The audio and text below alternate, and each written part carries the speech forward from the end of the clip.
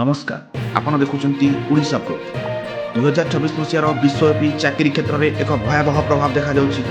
ବଡ଼ ବଡ଼ ଟେକ୍ କମ୍ପାନୀଗୁଡ଼ିକ ହଜାର ହଜାର ଏମ୍ପ୍ଲୟିମାନଙ୍କୁ ବାହାର କରୁଛନ୍ତି। ଓରାକେଲରେ ପ୍ରାୟ 30,000 ଜବ୍ କମିଛି। ଆମାଜନରେ ପ୍ରାୟ 16,000 ଚାକିରି କମିଛି। ମେଟାରେ ପ୍ରାୟ 15,000 ଏବଂ ସିସ୍କୋରେ ପ୍ରାୟ 6,000 ଚାକିରି କମିଛି।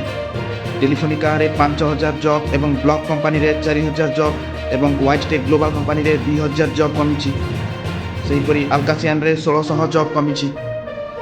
ବିଶେଷଜ୍ଞମାନଙ୍କ କହିବା ଅନୁସାରେ ଏହି ଚାକିରି କମିବା ପଛରେ 3ଟି ମୁଖ୍ୟ କାରଣ ହୋଇପାରେ। ଏଆଇର ପାରଦକ୍ଷତା, ଅନେକ କାମ ଏବେ ମେସିନ୍ କରୁଛି। କଷ୍ଟ କଟିଂ, କମ୍ପାନୀମାନେ ଖର୍ଚ୍ଚ କମାଉଛନ୍ତି। ବିଜନେସ୍ ରିକନଷ୍ଟ୍ରକ୍ଟିଂ, ବ୍ୟବସାୟ ଗଠନରେ ପରିବର୍ତ୍ତନ ହୋଇପାରେ ଏହାର ମୁଖ୍ୟ କାରଣ। ମୁଖ୍ୟ ପ୍ରସଙ୍ଗ ଏହିକି ଯେ ଭୟ ନ କରି ଏଆଇକୁ ସାଥିରେ ନେଇ ଏଆଇକୁ ନିଜର ହେଲ୍ପିଂ ହ୍ୟାଣ୍ଡ କରିବା ଦରକାର ଏବଂ ନିଜକୁ ଅପଡେଟ୍ କରିବା ମଧ୍ୟ ଦରକାର। ଏହିଭଳି ଅପଡେଟେଡ୍ ନ୍ୟୁଜ୍ ପାଇଁ ଫଲୋ କରନ୍ତୁ ଓଡ଼ିଶା ପ୍ରୋ।